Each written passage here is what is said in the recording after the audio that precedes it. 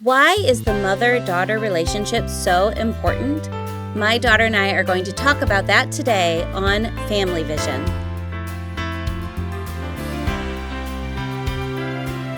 Okay, I am so excited to welcome Lissy to our podcast today. I think you've been on before in an audio podcast, but I think this is the first time with our new YouTube format. So it's just such a pleasure to have you here today.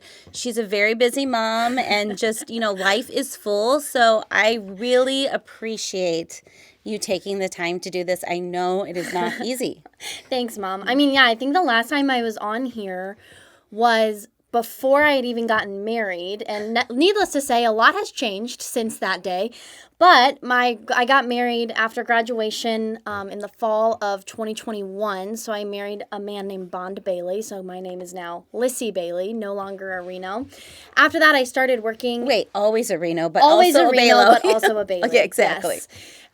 So right now I work at Wheaton Academy as a French teacher there, and in the last spring, we welcomed our first daughter, Avi. So it has been a year of change and growth and craziness, but with all very good things. So we're super blessed with all the gifts that God has given us, but I'm super happy to be here with you guys today. It is such a delight to have you, and it's really fun because we just did, for the first time, a seminar together on the mother-daughter relationship, and we did that at Wheaton Academy, and honestly, I was amazed at not how many people attended, but also we had so many people on Zoom as well, and we really kind of realized we struck a nerve a little bit, that it was so well attended. Then I heard a lot of women talking about it. I've had a lot of conversations at the nail salon, for example, about these issues. So that was kind of fun.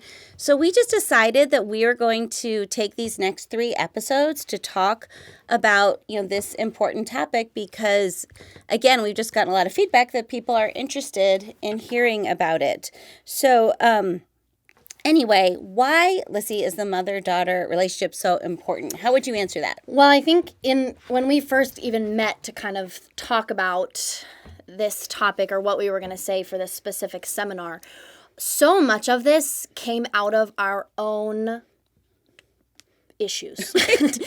Well put. Our own struggles with one another, whether when I was growing up, in high school. And I think our relationship does serve as a good example of, even though we went through some really hard things relationally along the way, how God was so faithful in Amen. Bringing us together in the midst of difficult years. But then also on the flip side of that, coming under this other side of now me being a mom, the relationship that I have with you, I feel so blessed because of the way that we maintained our relationship even through those difficult years. So I think the main thing that we want to talk about in these episodes is, why is this mother-daughter relationship so important? And also, why is it so hard? Yes, why does the enemy want to destroy this relationship? And I think in our culture as a whole, we have this idea of adolescence. And especially as a high school teacher, I see this a lot, where kids hit middle school, high school, and there's this idea that when you get to that point, it's time to break away. You should be independent from your parents. It's time to do your own thing. And even amongst Christian circles, I think we fall into that same trap, both for kids and for parents, because we see a lot of parents who kind of take their hands off the wheel in those middle school and high school years. And what I would argue is that those years, even though they are some of the most difficult, are some of the most important pivotal years for growing your relationship and setting the foundation for what a friendship could look like later on. Absolutely.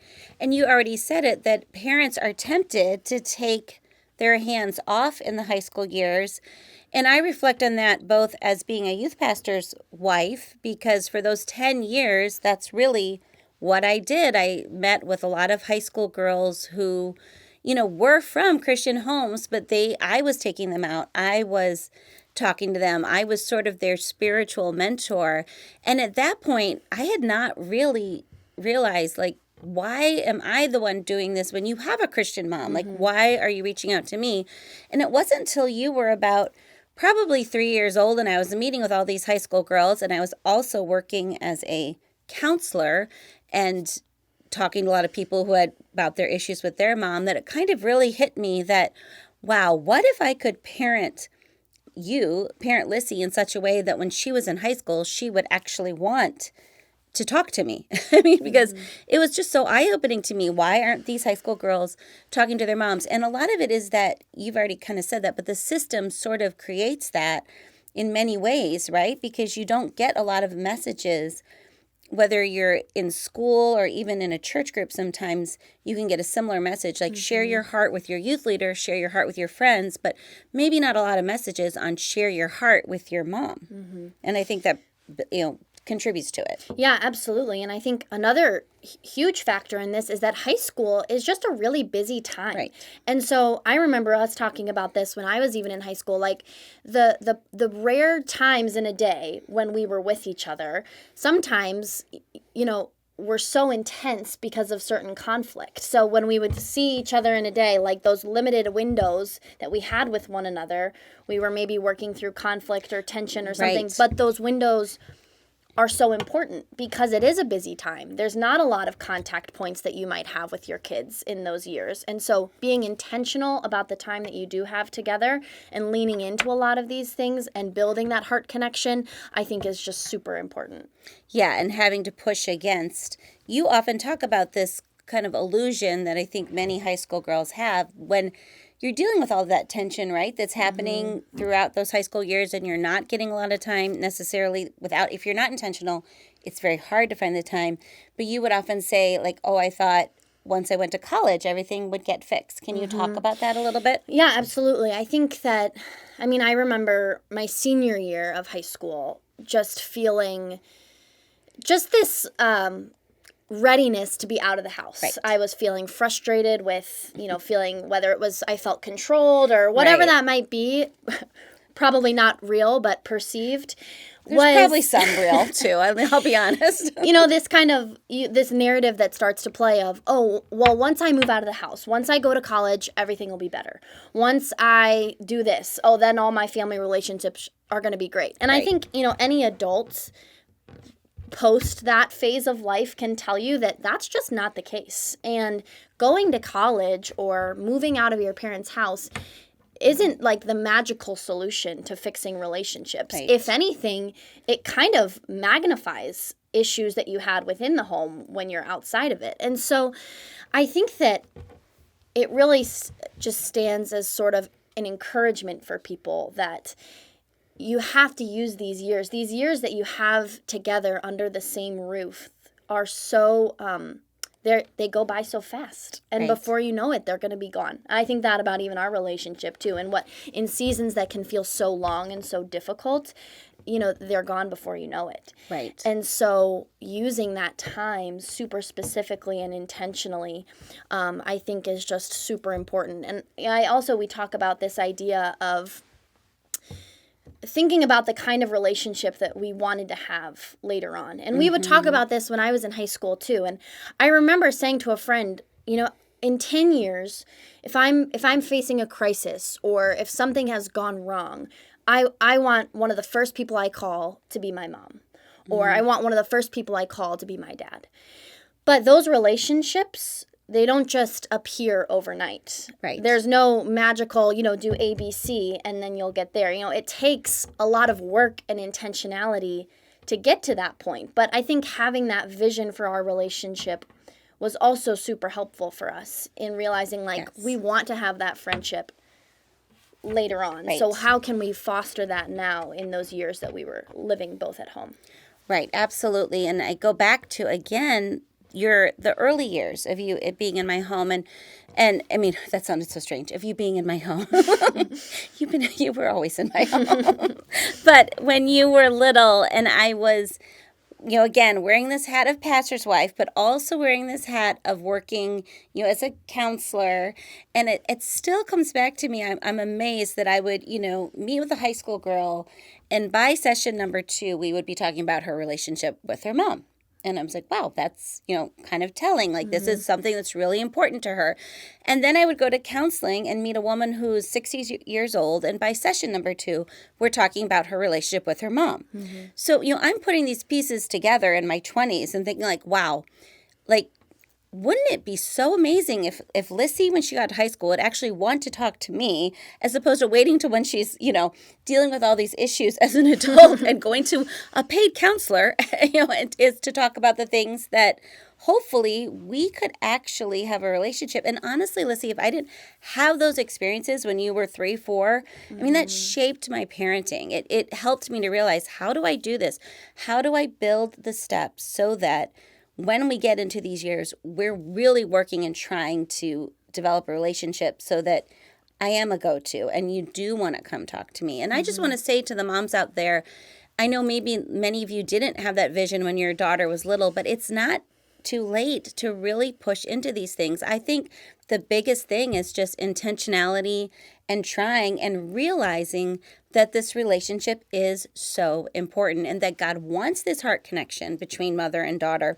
In Proverbs 1, 8-9, it says, "Listen, my son, to your father's instruction, and do not forsake your mother's teaching. They are a garland to grace your head and a chain to adorn your neck." And that is one reason why this mother-daughter relationship is so important, because the wisdom and the things that you can pass down to your daughter are really important, and you want to have a heart-connected relationship so that they can be received. And also, frankly, I've learned so much from my relationship with you about your opening your heart to me. It's actually taught me to be a better mom. And I wouldn't have that same experience if we didn't have a close relationship or worked through all those things to get to this point.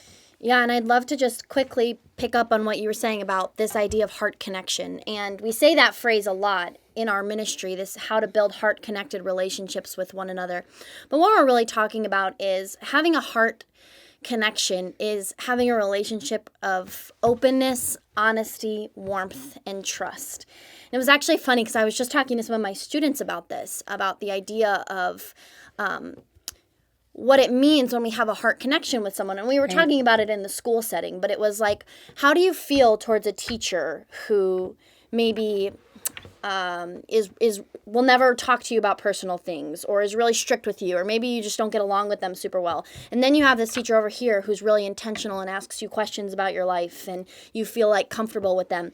If you're facing an issue, which teacher are you going to go to? Right. And obviously, you're gonna go to the teacher that has put in the time and effort to build the heart connection with you, build the relationship with you. And that's just, that's one level of school, right? I mean, multiply that by 1,000, and now we're at the level of the relationship between parent and child. So how can, as parent and kids, or parents and teenagers, take steps to build those relationships that are full of openness, honesty, and trust with one another? And really, when we talked about that question at the beginning of why is this relationship so hard? Why does Satan want to destroy this relationship? Well, he's going to start attacking first that heart connection relationship. Right. Can he take away the honesty? Can he take away the openness? Right. Can he take away the warmth? Can he take away the trust with one another? All of those lines of attack, and maybe you can think through, we could probably talk through times in our relationship where all 4 of those areas have been attacked in one way or the other. And so oftentimes just being aware of that and talking about it openly with one another was super key in helping us pray against and preserve the heart connection that we were building with each other. Right, absolutely. So this mother-daughter relationship is so important because it's important to God, and it's this lifelong relationship that many other relationships spring from. Like, what you learn in this relationship also teaches you a lot about the other relationships in your life as well. Well, we are going to be talking about this for the next 2 episodes, but I would like you, Lissy, just to give us a little insight into some of the things you've already, like some resources that you already have on this. Yeah, absolutely. So I briefly mentioned this, but in my senior year of high school, when I was really wrestling with a lot of these issues and ways that I kind of felt towards my family, God really just impressed upon my heart this idea of, as teenagers, as young adults, we talk a lot about what it means to live for Christ in our schools, with our friends, at church. But rarely do we talk about what it means to live for Christ at home. Right. And how your faith can practically affect your everyday life with your family. And so I wrote a devotional. It's called Living for Christ at Home. It's really short, really quick to read, but it just walks through 4 essential virtues for teenagers and young adults to act out their faith in the place that is probably the hardest place to be a Christian, which is at home with your family, with your siblings, with your parents. Amen. And then also I have a resource. This is something that I wrote my freshman year of college. It's called The Heart of Your Teen.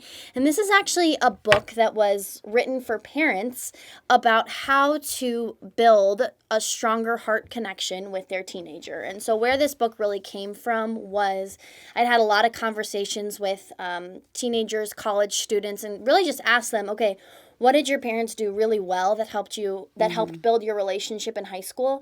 And what are some things that you wish they had done differently? And a lot of the answers were actually really interesting, revealing and interesting. So that was a super fun project to do.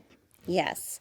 Well, we again are going to continue this conversation, but you can get those resources at www.visionaryfam.com/home. And also, if you have prayer needs and would like to make a connection with us, feel free to reach out to podcast@visionaryfam.com. That is podcast@visionaryfam.com. Thanks so much for joining us today on this episode of Family Vision.